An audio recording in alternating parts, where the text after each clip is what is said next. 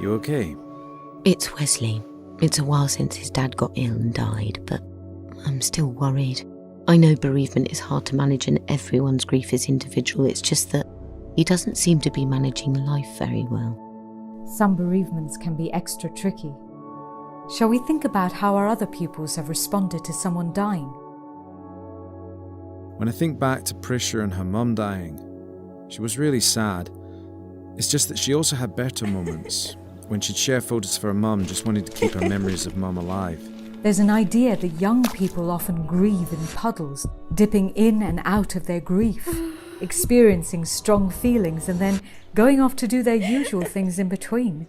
Do you think Wesley's stuck in a puddle? It's more that he's stuck in a well. Remember Cara? She was really struggling. The bereavement service called it traumatic bereavement. Traumatic bereavement? When there is something about the death that is just too much to cope with, and so they keep on struggling. Isn't all bereavement traumatic? Well, when someone you know or love dies, it's always going to be really difficult in one way or another. But it won't necessarily be traumatic bereavement. What makes it traumatic? There are some circumstances that can make a bereavement more likely to be traumatic. Well, Cara lost her brother to suicide. I wonder if that was part of making it traumatic. Plus, there had already been a lot of difficulties in her past. But it's about the trauma of the death getting in the way of grieving the loss. Because the death changes the way they see things. It sort of colours their view of everything. The world, other people, even themselves. It's about what meaning they make of the death. Could Wesley's bereavement be traumatic? He didn't see anything awful. But he could have imagined it.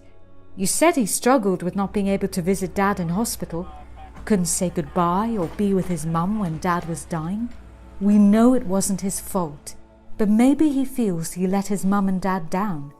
He can't bear to look at his dad's photos. It's just too painful because all his mind can think of is his mum being alone when his dad died and not being able to say goodbye. For Cara, she was so frightened by what happened to her brother, the whole world became a scary place. At first, we didn't see Cara's fear, just her angry outbursts. Maybe it's the same with Wesley. It's so hard to know what to expect with grief.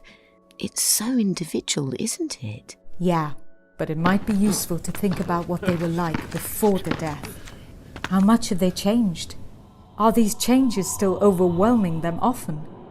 Is anything starting to get easier, or is it still really hard? And it is important to think about their history. Have you talked this through with Mum? Yes, Mum agrees. There's definitely a big change in Wesley since his dad died. He's not so motivated. He's lost his spark. His academic work is taking a nosedive. At first I thought fair enough. I expected him to be doing better by now. But if anything, things might be getting worse. Maybe this is traumatic bereavement. What should I do? It's already a big help that you have noticed his difficulties and have him in mind. Keep the relationship going. The communication, the trust and the care. And then let's talk about a specialist referral to help Wesley address his trauma and grieve his loss.